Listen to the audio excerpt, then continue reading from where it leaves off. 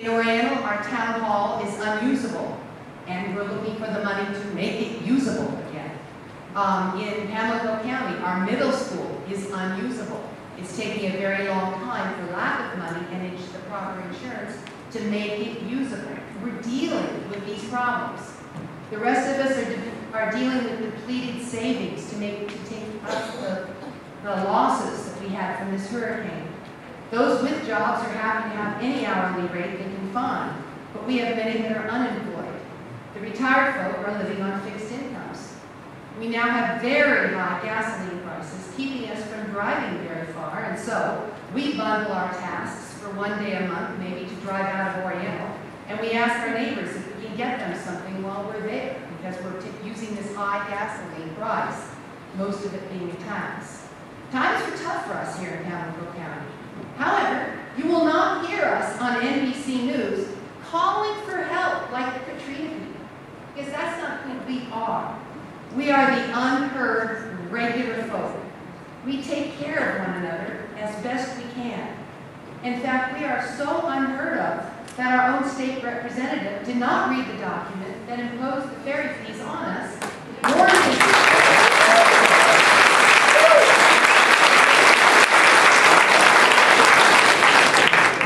he stand up for us when we learned of it. So you will not hear from him. We do, however, take care of ourselves. We are not on the evening news. We have something called the Hope Clinic, in which we volunteer our time to care for the health, the pharmaceutical, and the dental needs for people in our county who need that. We have something called Loaves and Fishes, where members of the churches volunteer their time, and they gather to assemble donated groceries so that families who need them will be able to come to get their bags full each week. Our department store is called Dollar General and Family Dollar. And I don't know where anyone is able to purchase new clothing except at these dollar stores in our county.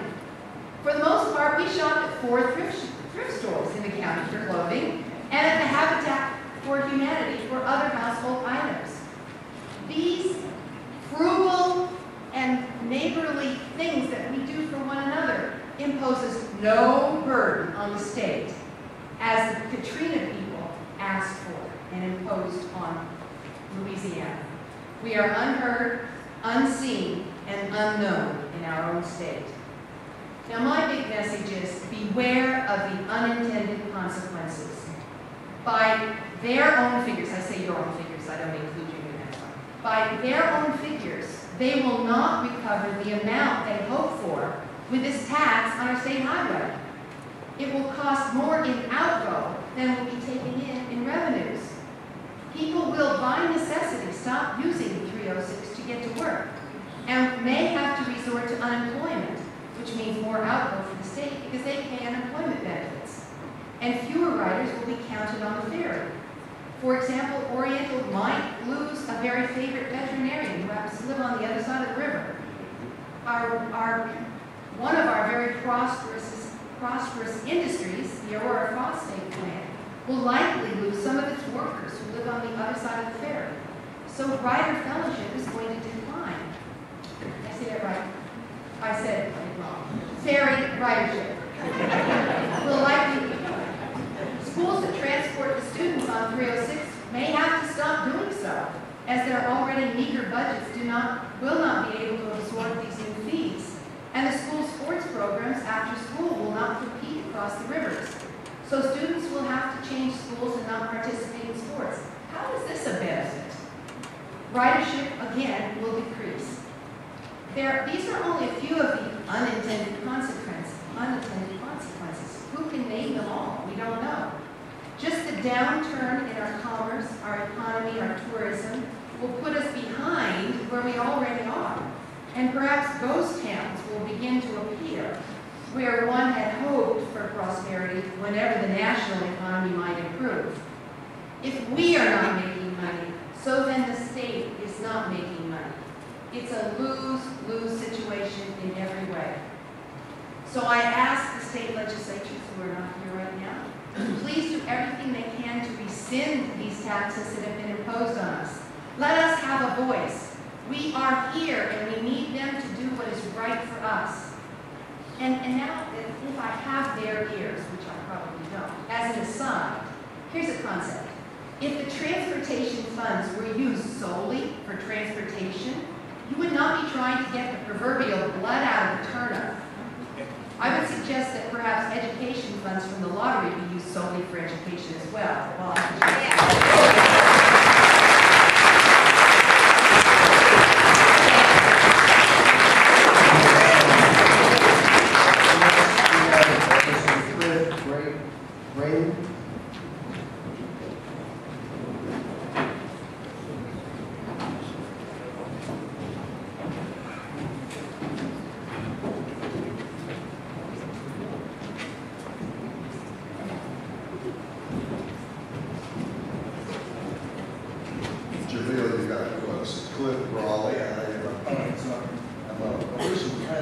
Pamlico County. I've been here 10 years, Hurricane Floyd moved us out of Rocky Mountain.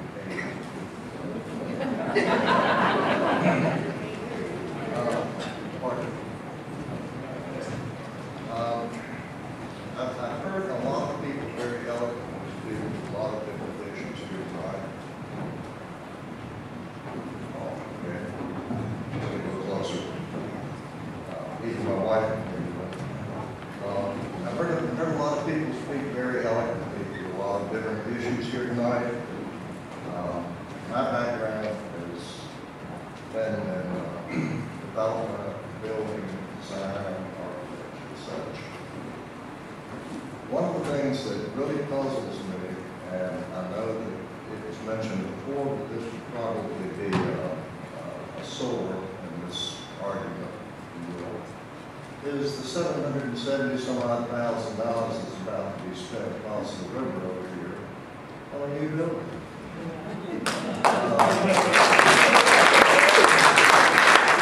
Now that sort of smacks of what I call government as usual. It's called plan, spend, and then figure out how to pay for it. The State Office of Construction started life cycle costing about 10 years ago. And one of the few state buildings, few buildings that are around and belong to the Department of Transportation, all of your regional offices, good old concrete block buildings, concrete floors, pre-stressed concrete roofs. That building over there is the same. I was looking at that building last Saturday when I was sitting there waiting on the ferry to come across for lunch. And it appeared to be in really, fairly decent shape. I understand it's got septic tank problems. We're fairly familiar with how that works in this area. From time to time you have problems disposing of things that do not like to keep around. Including politicians. The new structure is scheduled to cost about $770,000. And I would be willing to guess, based on my professional background and experience, that for the price that it's going to cost to destroy or construct, demolish that building, haul it off and dispose of it, you could put a new roof on it. Okay? You could probably also put new windows, doors, and a coat of paint. Now, all of us would like to have a new house. I don't see it. So I guess the bottom line is, I understand that you're layering in the legislative act. Again, I don't shoot messengers, do you were charged with raising revenue. Is that correct? Okay. Why don't we conserve revenue? That's all I want.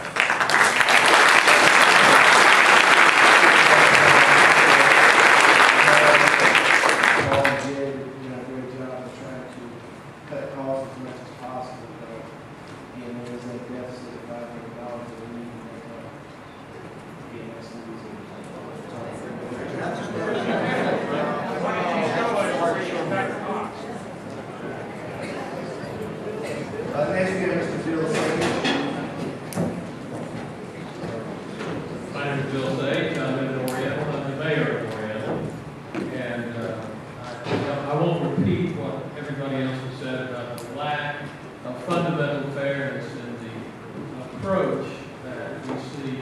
today. I will differ a little bit with some of the speakers, my friend Paul Delmar, in terms of your just following orders.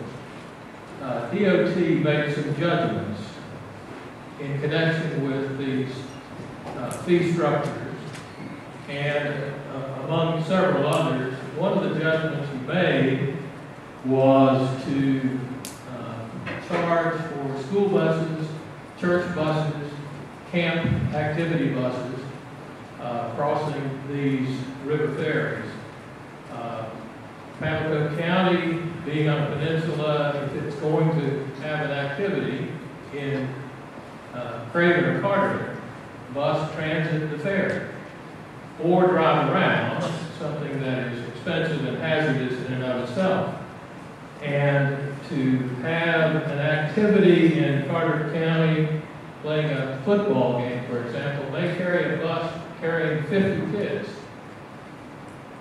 costing $108 round trip, adding to the cost of those activities, many field trips across the ferry for school activities. And likewise, will be an increased cost to our already cash-strapped school system here. It's double that for a trip across the Pamlico River or a bus loaded with about 50 kids. So DOT, it seems to me, has made some judgments, and that's a bad one. Tell us what the fee would be for the commuter or the automobile if you exempt the school buses, church buses, activity buses, camp buses, and other kinds of crossers that should be exempt. As I read your handout, this is part of a process, and you say that following this hearing and the end of the public comment period, you must adopt the proposed rule. The proposed rule. So nothing that we're saying here today will change the fact that you are going to adopt this rule. You must take back to Raleigh the concerns expressed here, but DOT, it seems to me, should consider revising the proposed temporary rule by providing for exemptions for these things, so that we get an accurate picture of the cost to people who are going to pay, and not the people who shouldn't have to pay. Obviously, the bottom line is we don't want to pay anything for these ferries that are in lieu of bridges. Thank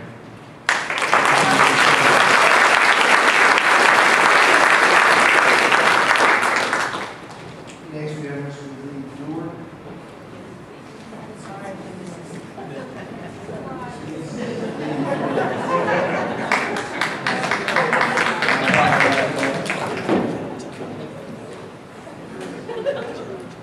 Surprise.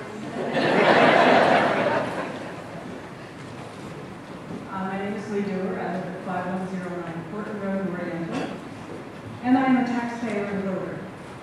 And I am deeply disappointed in our legislators for enacting this tax into law. I'm a registered independent, but the Republican legislators who control the House